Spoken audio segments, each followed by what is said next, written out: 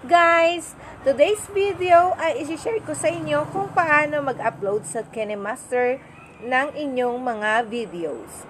This is Rachel and welcome back to my YouTube channel.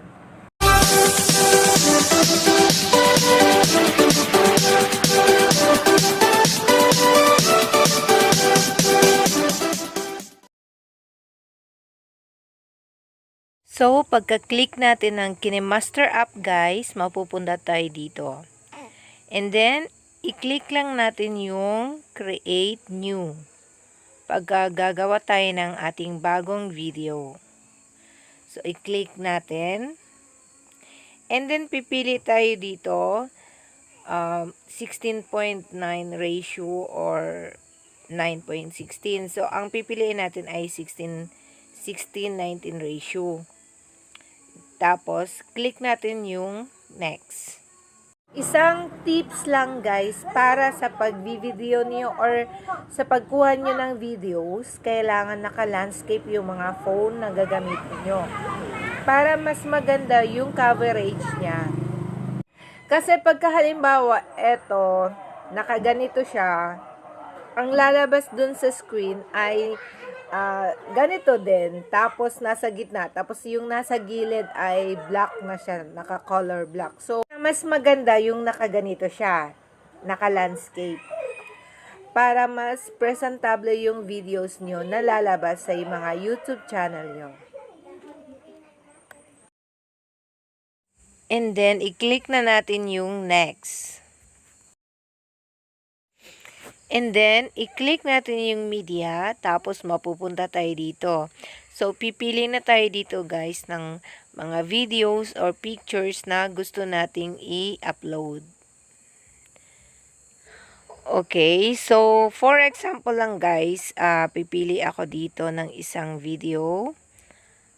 I-click ko yung nakasave dito. Saan ba?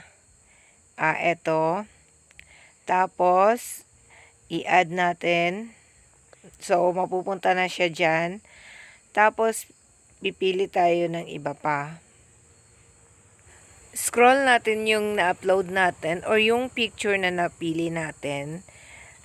Balik tayo dun sa pinaka first video or yung pinaka dulo.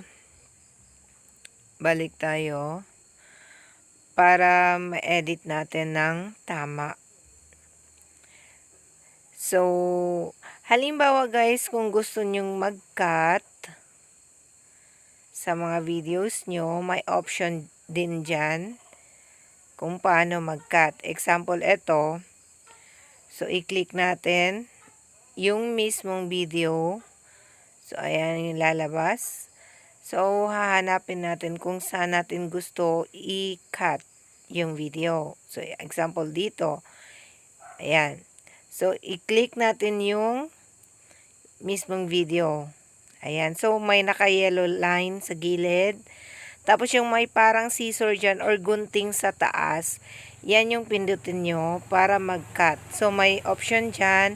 Trim to left or of playhead at trim to right of playhead. Tapos, split at playhead. Tapos, split and insert freeze frame.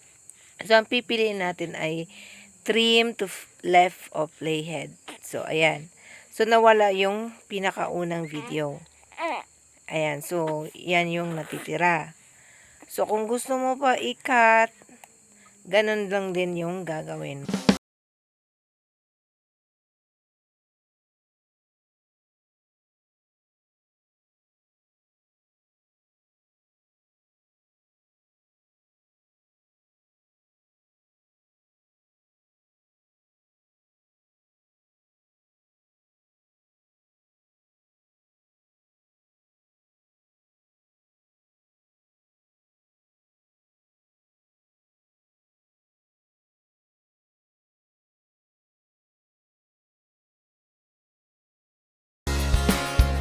Tapos guys, kukuha pa tayo ng ibang photo or ibang videos para ma-add natin sa ating video na ginagawa.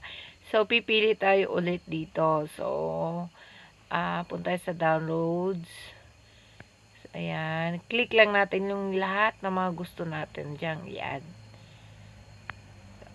Tapos ito. Ito. So, ayan. So, may nakikita kayo dyan na parang plus. Diba? So, back lang tayo. Tapos, i-play natin ulit yung video para makita natin kung ano pa yung gusto nating i-edit dyan. So, lahat ng mga photos dyan, continuation na yun pag-play niya. So, parang iisang video lang. 'Di ba? So, ayan. So, example, ito, tatanggalin natin. So, i-click natin ulit. Tapos, dapat lumabas na yung yellow line dyan.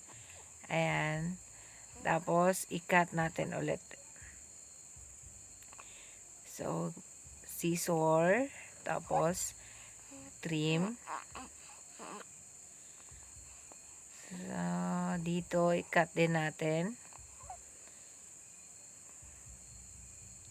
Click natin yung video. Tapos, scissor. Trim. Ang pipiliin natin ay trim to right of playhead. Ayan. So, ang natitira yung nasa gitna. So, natanggal yung nasa dulo. 'Di ba? So, napapansin nyo, ganyan na lang yung video natin kaiksi. So, pwede nyo yung dagdagan or pwede nyo i-save na ganyan lang. Okay? So, ako gusto kong dagdagan. So, ayan. I-add natin yung mga products ng PC. Okay? Tapos, yung sa pag-edit ng mga video or photos, lalagyan natin ng effects. Okay? So, iyan, yung isang picture pwede natin i-expand kung saan hanggang gusto mo na hanggang saan yung video na makikita yung photo na yon. So, ayan, i-expand. Pwede mo siyang i-expand. Okay? So, basta i-click mo lang yung video. Tapos, pag lumabas na yung yellow line, so, pwede mo na yung ma-edit.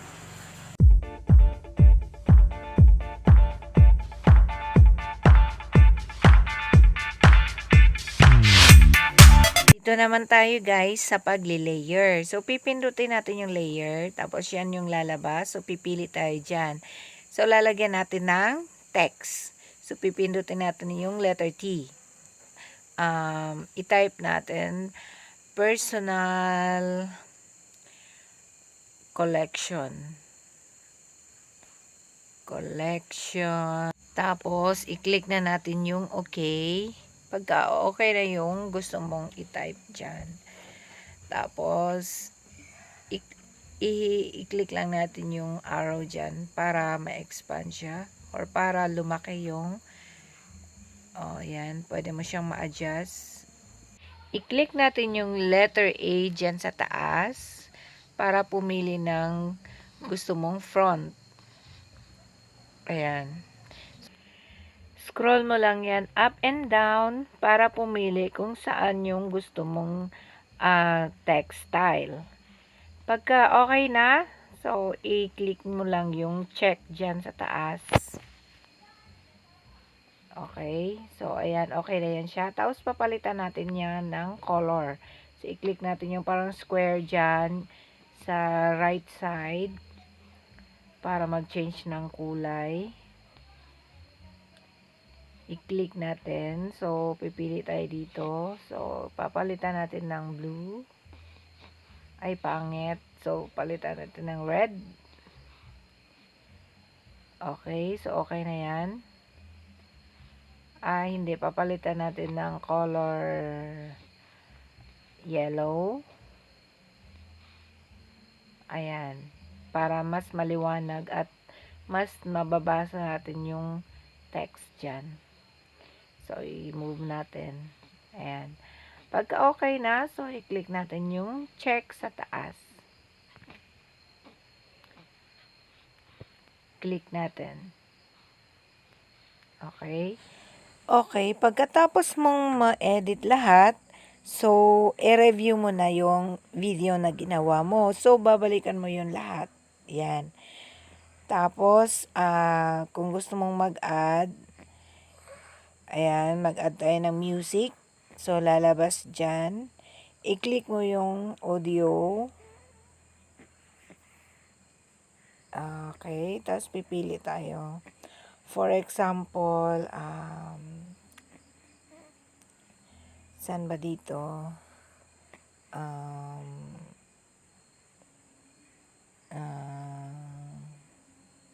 Eto, coconut juice.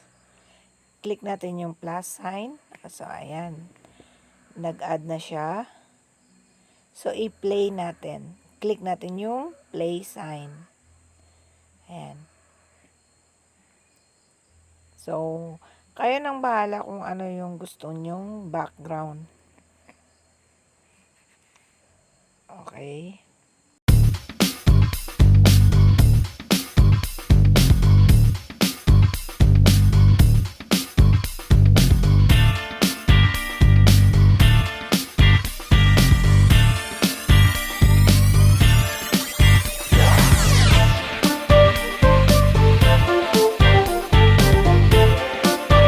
Gusto nyo guys na pagandahin pa yung mga photos, lalagyan natin yan ng effect. So, i-click natin yung plus sign, tapos pipili tayo dito sa presentation.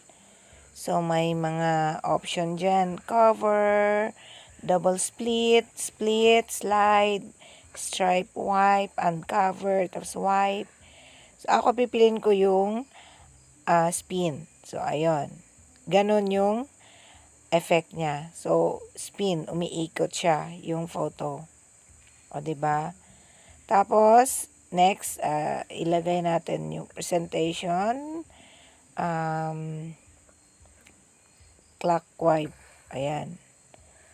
Okay. Tapos, yung isa, ang pipiliin natin, yung iba naman, black in. Ayan. So, kayo na bahala guys kung ano yung gusto nyong maging effect ng mga photos nyo. Okay. Pagka okay na yung video guys, pagka kontento na kayo dyan, so, i-upload nyo na. So, i-click na lang yung upload button dyan sa taas. Yung nasa pinakataas na may arrow. So, ayan. Pagkatapos guys, ay mapunta tayo dito. So, may nakalagay dyan, save as video. Click lang natin yan. So, eto, skip lang natin yan. Skip. Tapos, ayan, saving na siya. Okay. At madadirect na tayo guys sa ating YouTube app. So, ganyan yan yung lalabas. So, i-click natin yung title. So, lalagyan natin ang title. Personal Collection Products. Okay. So, kayo na bahala guys kung ano yung gusto nyong title na nagbabase doon sa video nyo. Tapos, lagyan natin ng description. So, example lang to guys ha. So, ilagay natin, I will share on this video the different products of personal collection. Okay. Different kinds of personal collection products.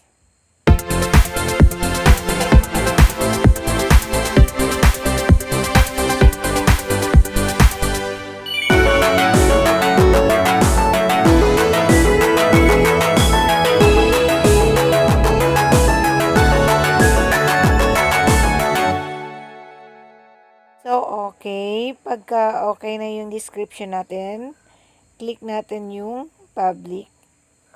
Depende sa inyo kung gusto nyo i-post agad yan or i-upload agad. Sa akin kasi tutorial lang to, click natin yung private. So, ang private guys, yan yung gagamitin pagka gusto mong mag-premiere. So, i-click natin yung schedule. Ayan. So, pwede natin i-set as a premiere. Pero tutorial lang to, di ba? So, for example, kung paano mag-upload. So, i-click lang natin yung next pagka okay na yung lahat-lahat ng gustong i-edit dyan. So, i-kumpleto natin dito. Yan. No, it's not made for kids. Tapos, no, don't restrict my video to viewers over 18. Tapos, lastly, i-click na natin yung upload video. So, ganun lang kadali guys.